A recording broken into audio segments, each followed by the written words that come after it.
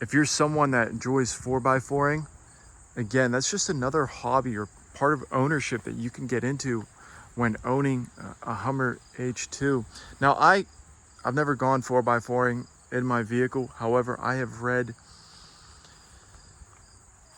quite a few posts online where people just talk about how much fun it is off-roading. I've seen actually dozens of hours of footage of people off-roading in their H2s. There's actually a Hummer Club in the United States, and they go all over the United States, do special, I guess, designated 4x4 areas. It's really cool seeing, H1s, Humvees, H2s, 3s, H3Ts, just going off-road and, ripping it. So very, very cool. I actually have gone up about halfway up that hillside up there, and it's actually really steep. And I'll tell you guys, it is something when you're up there and you're like, whoa, and you're coming back down, you're like, whoa, it's it's pretty cool. So just seeing guys, climb some crazy terrain in these vehicles. You can see these are the new tires. These things are absolutely super beefy, guys, just killer tires. Being in the H2, I can absolutely see how much fun it would be off-roading in the H2. Something else I really have never heard anybody talk about before is, in the rear of these H2s, you have both seats folded down. For me, when I go on my snowboard trips, I see people outside and, the snow's coming down, they're getting, hammered, and they're sitting in, a little door, and, they're struggling to get their, boots on or whatever. For me, let me tell you guys, I get in the driver's seat, I hop over in the back, my snowboard's back here, I just get changed in the back. I put my boots on the back, maybe put my snowboard pants on in the back, my back piece. So with so much room being back here, it really can make things extremely convenient if you're a skier, snowboarder, going out by yourself. It's a really nice feature to get changed in the back. And with these bars right here, I normally have to adjust my boots a little bit, and it's just the perfect height to put your feet on and get your boots organized. So again, another pro to being in the H2. I do some hunting occasionally every few years, and skipping this year, but plenty of room for my tree stand, rifle, bow. So again, there's just a ton of room back here for, depending on your hobby, whether it's hunting, snowboarding, skiing, there's just so much room, and it can really make, doing those types of hobbies or going on those adventures relaxing. For me too, it's something I don't really hear many people online talking about on the, I don't know if that's picking up on the phone. Look at that cobweb, that's pretty wild. These people, they don't talk about it in their reviews because they never own the vehicle. They just drive around the block. It's how great this thing is just to be in here. And let me tell you guys, go for a drive. You get the armrest down, and I have no issue, guys, driving 1, 2, 3, 4, 5, 10. I've driven 13 hours straight in the H2. Just driving in the vehicle, guys. If you're someone who enjoys driving cars, long distance, H2 is an absolute winner. Interesting enough, I've been contemplating doing like an iron butt rally in my H2. How many miles can you drive an H2 in 24 hours? So I just thought it'd be kind of cool just to start at home, start driving west from Pennsylvania, and see how far I can go in 24 hours, and then just drive back. Why not? Other things when the H2, I've actually talked about this in a video I just recently uploaded, was overlanding. If you're someone, maybe you're the type of person who you like overlanding, maybe you've done a build in the past, or you want to get into overlanding building. Again, with the H2 having so much room, guys, back here. All right, let's open up the trunk. You won't believe how heavy that is. I need to get new struts, actually.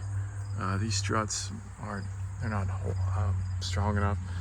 But with all the room back here, guys, overlanding build, you can run a bed going back here. I mean, you could do actually can run a bed up top, storage underneath, storage back here. So tools, you take these out and you actually can get so much more room.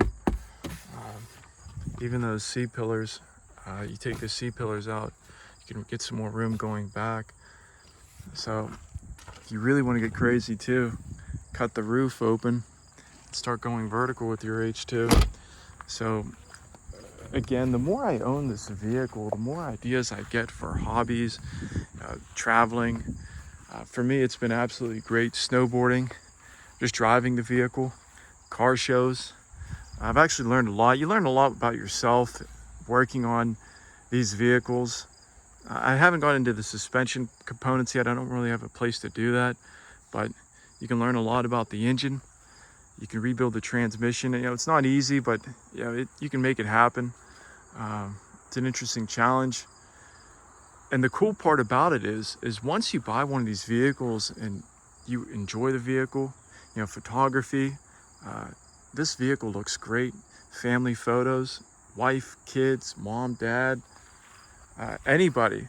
I've actually seen a few women drive the H2, over the years online, and it's really cool to see a woman behind the wheel of these vehicles. It's just like, wow, that's awesome. And funny enough, I've gone through, guys. I've read literally hundreds of reviews online of these vehicles, and I remember one of the comments was there's an older woman. She was in her 70s, and she was a grandmother, and she's I think she was 75 years old, and she loved the H2, and I think she was 5'1".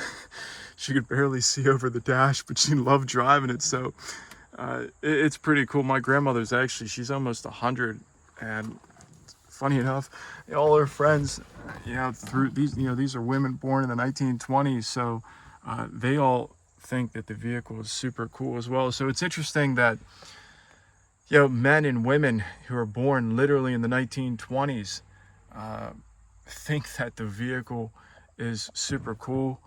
I guess too, if you were military personnel, you could take it to a parade made by AM General. So again, just me talking to you guys about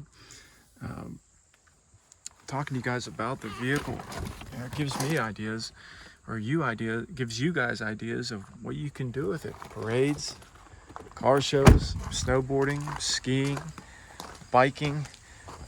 There's cups talking about biking. What's it called? It's called Sea Sucker. And what you can do is you can put these cups on the back. I used one for my GoPro, and you put them on your vehicle, and it attaches. You can attach it here or the glass, and it acts as a bike carrier. So if you're someone who enjoys, going for a bike ride, you can attach your bicycle right on the back. For those of you of the sport utility truck, I've seen photos of people where there's an attachment where you can just attach your bicycle on the back, put a bicycle on the roof. So customization options, guys, there's just so much out there. And those customization options that I talk about, they become hobbies. For me, I'm looking at other Hummer H2s. It's really interesting. It's funny. It's cool. It's really insightful that when you start to speak to Hummer H2 owners, people that enjoy the vehicle, quite often, it's very common to read about Hummer owners who actually own multiple H2s. They have 2 H2s and a sport utility truck, maybe a sport utility truck, another sport utility truck, and an SUV. In regards to the SUV versus sport utility truck, if you're someone that you've got a family, you're planning on starting a family, you've got a wife, kids, maybe you've got dogs. Dogs love the vehicle too, so that's another plus. The SUV is definitely the way to go.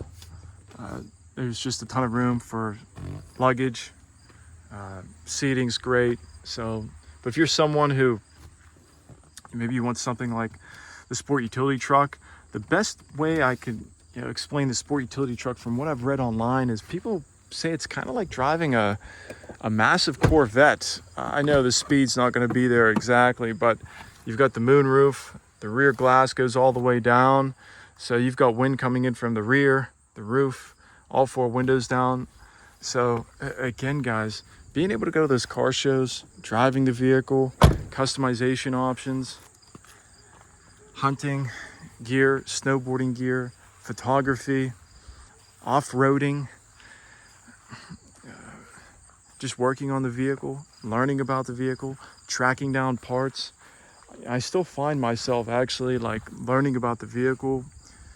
There's people in Canada who own the H2, and interesting enough, you got to make sure that like you understand how it works. In Canada, they're on kilometers and it gets converted into miles. So you might see someone keying in incorrectly miles when it should be kilometers, and it'll say odometer rollback on the Carfax. So studying the Carfax, for me, it's been a really educational experience as well. You get to learn about yourself, because you buy one of these vehicles, you got to be someone, you don't quit, you don't give up, and you figure things out. And that's what I've done. I've poured that into this channel, the vehicle, and you see the results.